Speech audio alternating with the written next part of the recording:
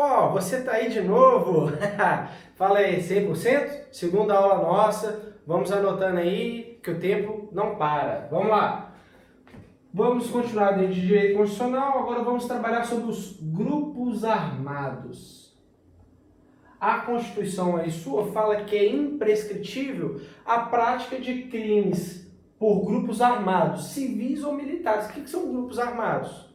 É um grupo de pessoas que se armam para cometer crimes. A gente viu aí agora recentemente, aqui no estado do Rio de Janeiro, em especial na cidade do Rio de Janeiro, aquele grupo armado que está sendo investigado, que é o Tribunal do Crime, né? São militares, policiais civis e militares, que insatisfeitos com a prática de crimes, começaram a fazer um julgamento por conta própria e executando aqueles outros criminosos, né? E isso pode? Não pode.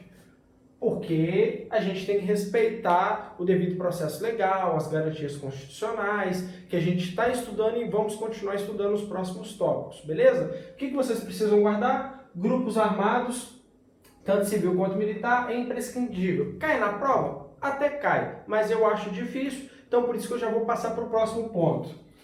Princípio da intranscendência. O que é o princípio da intranscendência, né? O que é intranscendência? É que não passa para algo ou para uma pessoa. E o que isso diz? Na sua Constituição está falando que a pena ela não passará da pessoa do acusado. O que é? Eu cometi um assalto à mão armada, um roubo, né, qualificado com emprego de arma de fogo. Beleza, cometi o assalto, fui condenado. Aí, vamos supor que eu morra ou que eu fuja.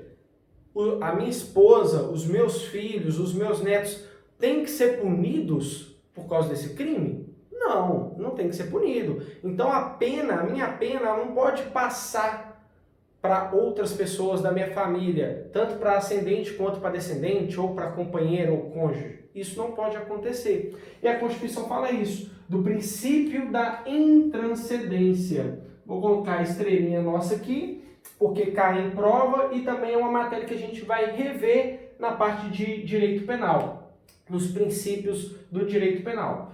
Porém, essa é a regra, que é a intranscendência, que é a pena não passada da pessoa do acusado, mas no caso a pena criminal. Por quê? Porque às vezes, dependendo do crime, a pessoa ela é condenada.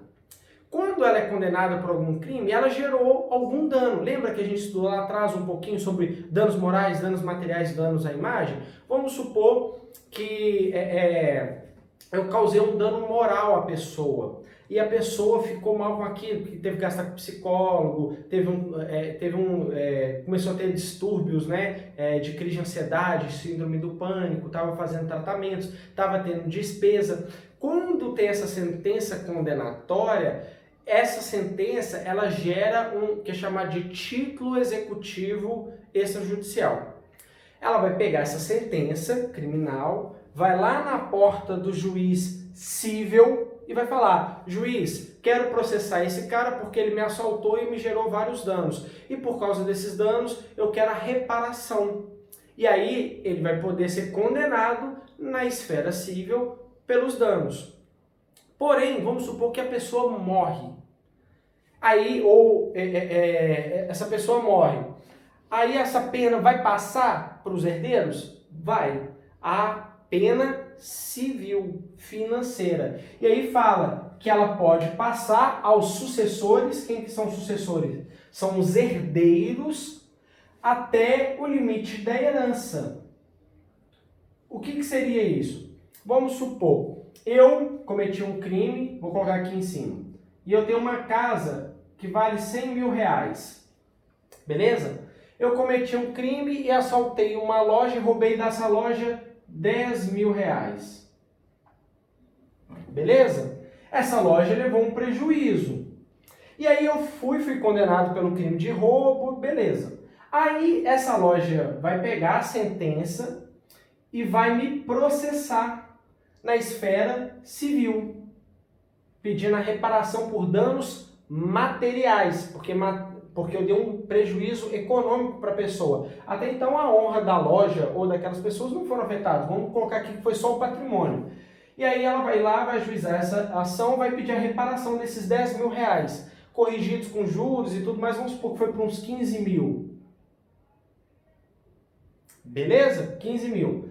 E aí, nesse meio tempo, enquanto eu estou sendo processado, eu venho a morrer. E o processo continua.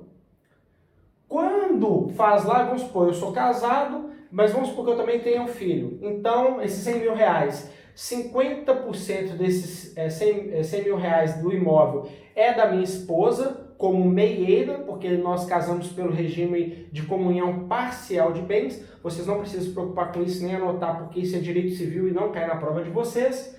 É só a título de conhecimento.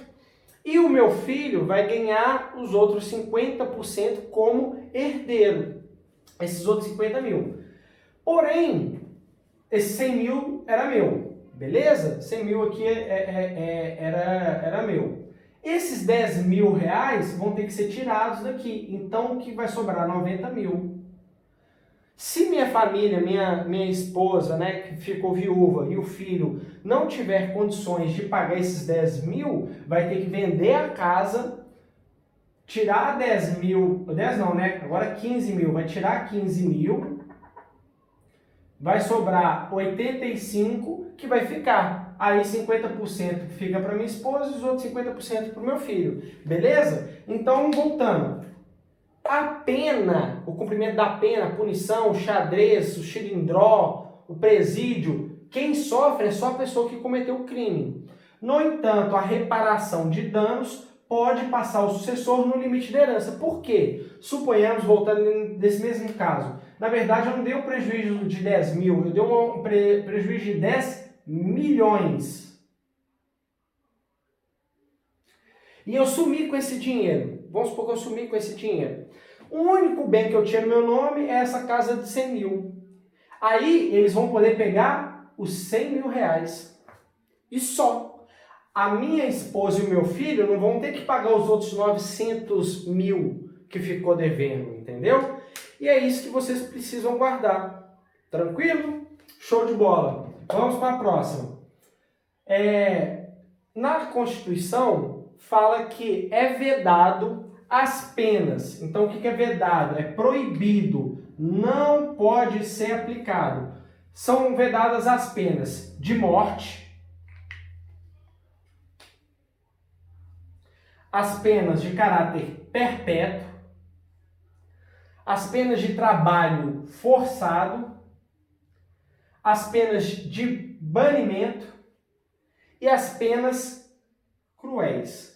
Beleza? Vou trabalhar cada uma com vocês. Anota aí. Pena de morte. Nossa primeira pena aqui. A Constituição nossa fala que é vedado a pena de morte. Por quê? Nós hoje entendemos que a pena de morte é uma pena muito pesada, inclusive nós aderimos tratados internacionais, né, a Declaração Americana de Direitos Humanos, né, a DADH, a Declaração Universal de Direitos Humanos, todas elas vedam a pena de morte. E nós também aderimos isso, falamos, olha, nós não vamos ter pena de morte, então você pode cometer o pior crime que você não vai ser condenado à pena de morte. Mas essa é a regra. Por quê? Se há regra, há exceção. E aí eu coloquei a estrelinha aqui para a gente lembrar. Qual que é a exceção? Na própria Constituição fala que é vedada a pena de morte, exceto em caso de guerra declarada. Mas não é assim, o Brasil declarou guerra, o presidente declarou guerra, o Congresso Nacional aceitou, e aí a gente começou, né, a participar de uma guerra. E aí você cometeu um crime de, sei lá, um furto, um roubo, você vai ser condenado. Não.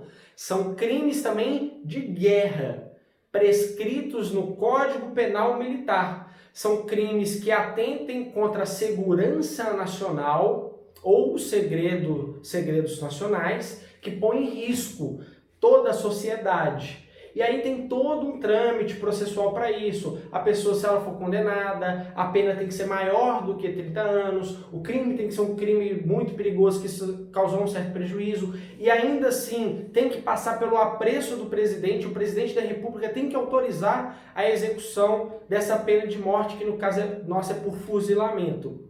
Ou tem uns outros casos, que eu também não vou entrar com vocês, que é no caso quando a pessoa está no campo de batalha, mas isso é um outro detalhe, a gente não precisa se preocupar. O que vocês precisam saber? Que a pena de morte é vedada.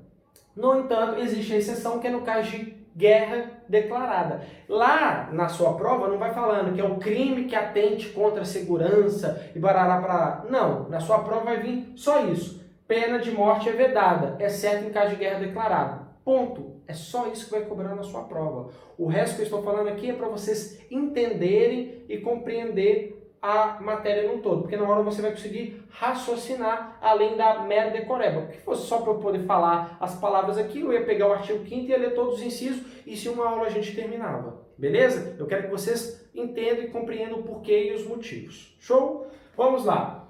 Também é vedado a pena de caráter perpétuo. O que é perpétuo? É para sempre. Então, você matou uma pessoa, você vai pegar a pena máxima que você vai cumprir hoje no Brasil, até o ano passado era no máximo até 30 anos. Agora aumentou para 40 anos nos casos de crimes hediondos e tudo. Isso depois a gente também vai estudar com calma. Mas só para vocês entenderem. Então você pode, fulano de tal foi condenado, igual o Fernandinho Beiramar, foi condenado, sei lá, 200 anos de cadeia, somando todas as penas dele. Ele só vai ficar 40 anos. Beleza? Só isso. Então é vedado as penas de caráter perpétuo. Também é vedado as penas de trabalho forçado. O que é as penas de trabalho forçado? É o que a gente vê em filme, igual aquele pessoal nos campos de concentração que pegava umas pedras muito pesadas e colocava aquelas pedras nas costas e tinha que sair arrastando, ou aquelas pessoas que ficavam com aquelas correntes nos pés, com uns blocos de concreto e ficava quebrando as outras pedras lá e trabalhando, arrastando aquela pedra para não fugir. São penas de trabalho forçado. Pode? Não pode. Você não pode forçar a pessoa a fazer um trabalho, né? Um trabalho além do que ela aguente ali a fazer. Então, é vedado penas de caráter forçado. Também, antes disso, fazer aqui, tem uma estrelinha, se tem uma estrelinha, tem uma observação. Qual que é a observação? Você foi condenado por algum crime. Você vai cumprir essa pena. Na nossa legislação, na lei de execuções penais, que fala lá sobre o cumprimento da pena, fala que é direito e dever do preso trabalhar. Então, quando você coloca ele para trabalhar, seja limpar um chão, seja limpar uma cela, seja trabalhar na cozinha, trabalhar com qualquer coisa ali dentro da unidade prisional ou até fora dela, quando monitorado, no caso de parcerias aí, né, que tem de algumas empresas ou até mesmo em obras públicas. Quando isso acontece, esse trabalho ele não é considerado forçado. Porque é um direito do preso e também um dever, ele também tem que trabalhar. Por quê? Se você coloca para ele fazer um trabalho e ele não desempenha esse trabalho, ele inclusive ele é penalizado como uma transgressão, o que vai atrapalhar ele na progressão de regime dele. Então o STF já decidiu que quando você coloca o preso para trabalhar e ele recusa, não entra dentro de trabalho forçado. É um dever e direito do preso de trabalhar. Na prática, eu falo isso porque eu já fui agente penitenciário, na prática, a maioria dos presos querem até trabalhar. Por quê? A nossa lei de execução penal fala que a cada 3 dias trabalhados você reduz 1 dia de pena. Então muitas pessoas querem trabalhar, até para não ficar com aquele tempo ocioso, ficar lá na cela parado, ele quer trabalhar para passar o dia mais rápido, e ele fazendo isso também, ele vai estar diminuindo ali dias do cumprimento da pena dele, beleza? Então na regra falta trabalho, mas o trabalho, quando é aplicado ao preso, não é considerado trabalho forçado. Show de bola? Beleza. Penas de banimento. O que é banimento? É você mandar a pessoa para fora para sempre. Então vamos supor, vem um estrangeiro, chega aqui no Brasil e faz a maior bagunça. Você não pode banir, você pode extraditá-lo, você pode expulsá-lo do país. Falar, olha, não quero você aqui, vai embora e devolve ele para o país dele. Isso você pode fazer. Agora, banimento é uma coisa também de caráter perpétuo. É para sempre. Banimento, a pessoa nunca mais vai poder voltar no Brasil. E a gente não pode aplicar isso, que não existe penas de caráter perpétuo. É a mesma coisa, quando você comete um crime, você tem um trânsito em julgado e cumpre a pena, você vai ficar 5 anos com maus antecedentes. Depois de 5 anos, você volta a ter bons antecedentes. Você vai ter uma ficha criminal, mas você vai ter bons antecedentes. E aquilo não pode ser considerado em desfavor de você. Por quê? Porque não existe penas de caráter perpétuo. Beleza? Só linkando aqui, voltando um pouquinho dentro do caráter perpétuo. E a última agora, penas cruéis. O que são penas cruéis? Eu colocar lá o cara que ele vai ser penalizado a perder um dedo. Ah, o cara roubou, corta a mão. Ah, o cara roubou, a gente vai colocar ele em cela individual e toda vez dar um banho de jato de água gelada nele todos os dias. Isso pode acontecer? Não, não pode acontecer. A pena hoje no Brasil, ela é uma pena educativa. É para a pessoa ficar presa, ela vai ter que ser excluída ali da sociedade porque ela estava trazendo uma anormalidade, então ela vai ter que ser colocada às margens da sociedade, vai ser separado, ela vai ficar naquele período lá refletindo sobre o que ela fez, para ela compreender as coisas erradas do crime que ela cometeu. Ela também vai ter estudo, isso na teoria, tá, gente? É o que está na lei. Ela vai ter estudo, vai ter trabalho, vai ter uma capacitação para quê? Para depois ela ser reinserida na sociedade como uma boa pessoa. Isso, infelizmente, não acontece. Tem até algumas monografias minhas de pós-graduação que eu trabalhei em cima disso, que a pessoa ela entra, às vezes cometeu um furto e ela é condenada a uma prisão, né, ali. E aí ela entra lá com um crime de furto e sai lá com doutorado em homicídio, por exemplo. Ela já rouba banco, ela já pega todos os bizus, todas as dicas, as malícias do crime, porque ela sabe que quando ela sair, ninguém está dando oportunidade para quem é um ex-presidiário. Enfim, complicado, mas é a nossa realidade, beleza? Show de bola. Então aqui a gente fecha, colocar a estrelinha aqui também, porque é importante. Se eu coloquei estrelinha, é porque cai. Show? Beleza. Outro ponto, cumprimento da pena pelo indivíduo. Lá na nossa Constituição fala que a pena ela tem que ser cumprida e quem está aplicando a pena tem que verificar a idade da pessoa, o sexo e o tipo de delito. Por quê? Vamos lá, vamos trabalhar um a um. Imagina, eu hoje tenho 30 anos, vou fazer 31 agora no mês de setembro. E aí durante essa minha caminhada, fui condenado por um crime.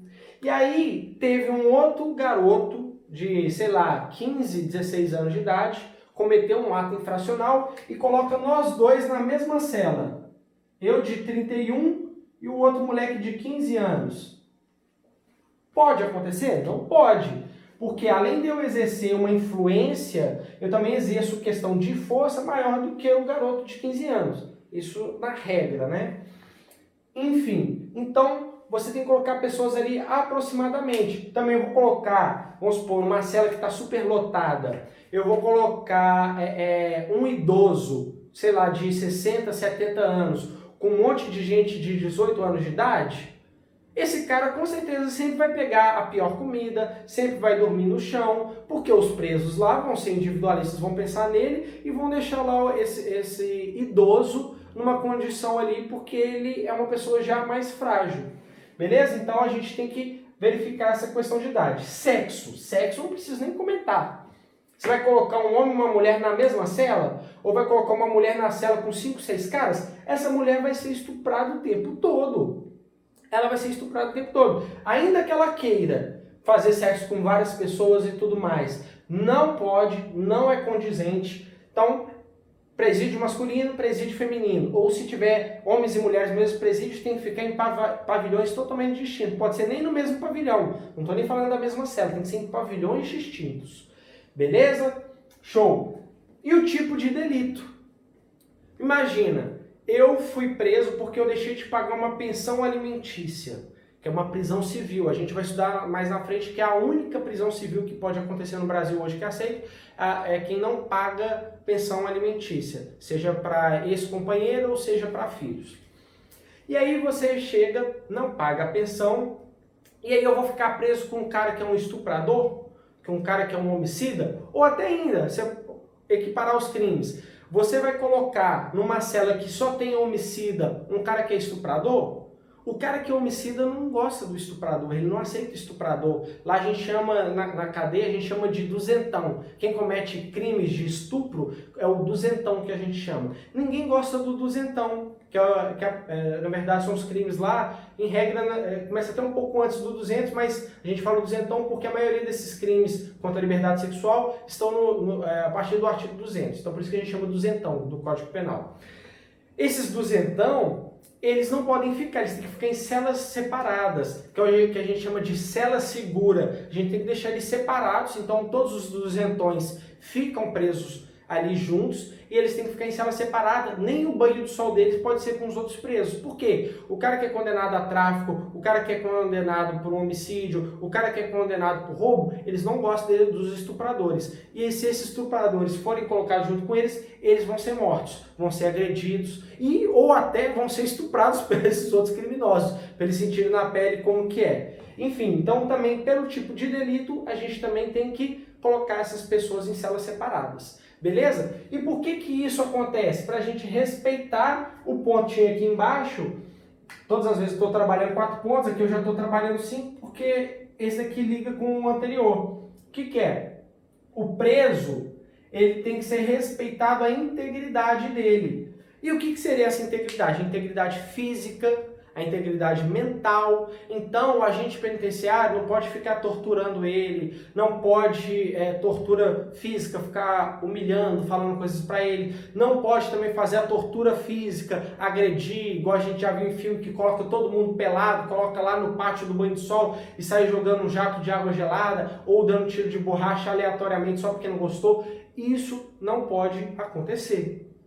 Beleza? Porque nós, inclusive, lá atrás já falamos que a gente não aceita o crime de tortura. Que a tortura ela é inafiançável, né? Insuscetível de graça e anistia. Lembra? Tortura, tráfico e terrorismo. Então, esses tipos, se você fizer isso, desrespeitar a integridade do preso, você vai estar cometendo crime tanto de abuso de autoridade, por aplicar castigo imoderado, quanto também por tortura. Beleza? Show de bola. Aqui a gente finaliza esses nossos 5 tópicos. Lembrando, o que é importante vocês guardarem que cai na prova? O princípio da intranscendência, pode cair na sua prova, que passa a parte de pecúnia aos sucessores, e até o limite da herança, que é o exemplo que eu dei para vocês aqui, que é vedado também a pena de morte, de perpétuo, de trabalhos forçados, banimentos e cruéis. Lembrando que a pena de morte ela tem exceção no caso de guerra declarado, e os trabalhos forçados eu coloquei aquela observação também do preso, que ele trabalha, que é direito e dever. Se é dever, também é uma obrigação dele, que não é considerado trabalho forçado. E aqui o cumprimento da pena, só para vocês entenderem, que tem que ter essa separação, mas aqui não cai em prova. Mas pode ser que caia no seu edital, que é da idade, sexo e o tipo de delito que tem que fazer essa separação. Tranquilo? Então a gente finalizou, vamos agora para a próxima aula. Forte abraço!